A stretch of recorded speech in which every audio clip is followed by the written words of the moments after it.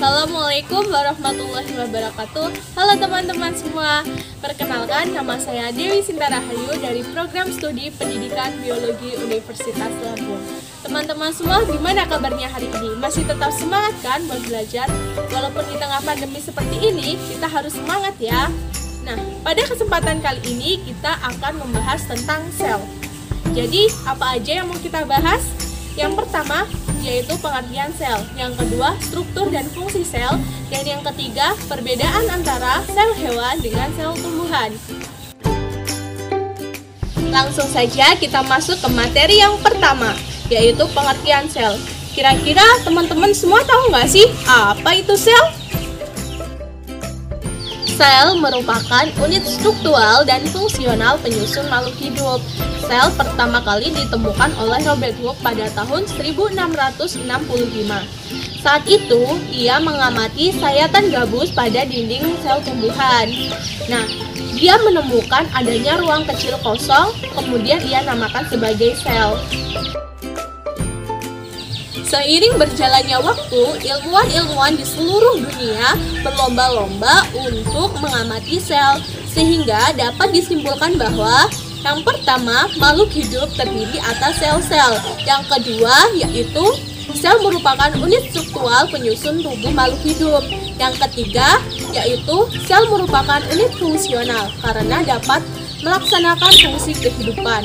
Nah, yang keempat, sel berasal dari sel sebelumnya. Yang kelima, yaitu sel merupakan unit hereditas karena dapat mewariskan sifat genetik dari generasi ke generasi selanjutnya. Langsung saja kita masuk ke materi yang kedua, yaitu struktur dan fungsi sel.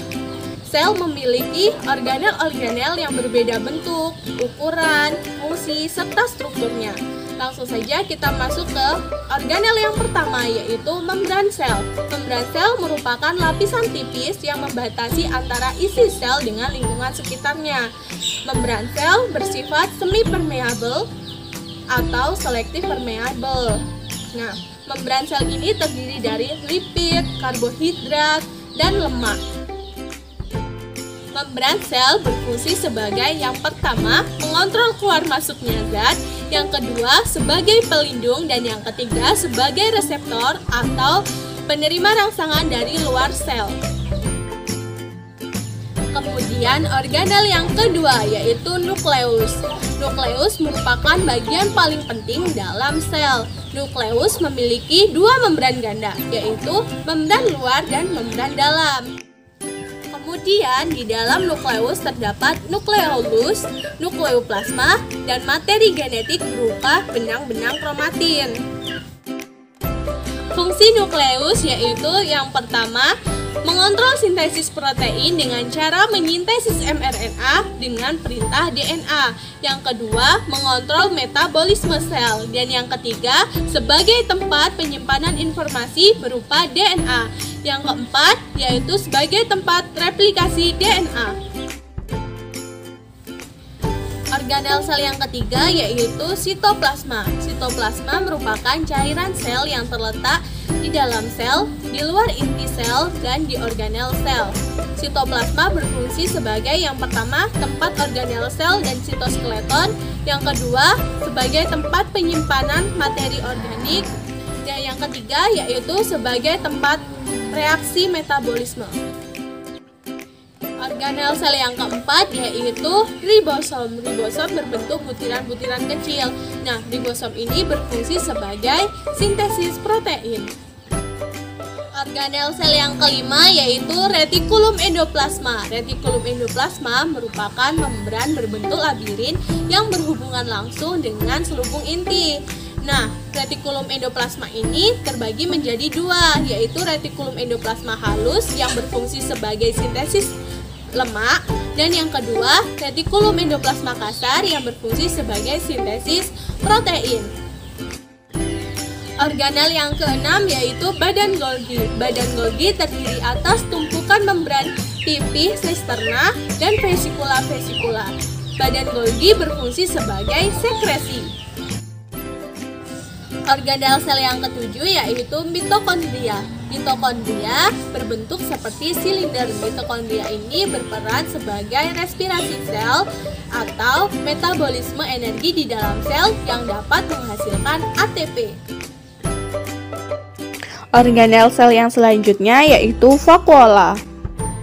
Vakuola adalah organel berbentuk vesikula besar yang berisi cairan dan diselubungi membran tunggal.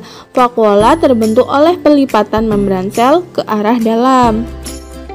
Nah, vakuola ini berfungsi sebagai tempat penyimpanan gas, senyawa-senyawa organik, misalnya alkaloid, protein, dan asam organik. Kemudian, ion anorganik, misalnya kalium dan klorida. Selain itu, vakuola juga berfungsi untuk menyerap air sehingga sel menjadi lebih besar. Organel sel yang selanjutnya yaitu sentrosom dan sentriol. Sentrosom merupakan organel tempat tumbuhnya mikrotubul yang terletak di dekat nukleus. Nah, di dalam sentrosom ini terdapat satu pasang sentriol, tetapi sentrosom pada tumbuhan tidak memiliki sentriol. Sentriol dapat bereplikasi dan membentuk benang-benang spindle yang akan mengikat dan menarik kromatid ke arah kutub yang berlawanan pada anafase saat pembelahan sel secara meiosis maupun mitosis. Wah, udah gak kerasa nih kita masuk ke materi yang ketiga, yaitu perbedaan antara sel hewan dengan sel tumbuhan. Nah, perbedaan pertama terletak pada dinding sel. Pada sel tumbuhan memiliki dinding sel, sedangkan pada sel hewan tidak memiliki dinding sel.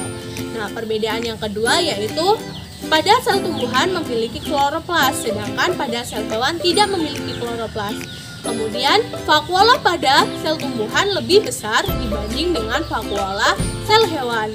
Nah, yang ketiga yaitu sel hewan memiliki sentriol, sedangkan sel tumbuhan tidak memiliki sentriol. Demikian tadi penjelasan materi tentang sel. Semoga teman-teman semua dapat mengambil manfaat dari video ini. Terima kasih. Wassalamualaikum warahmatullahi wabarakatuh.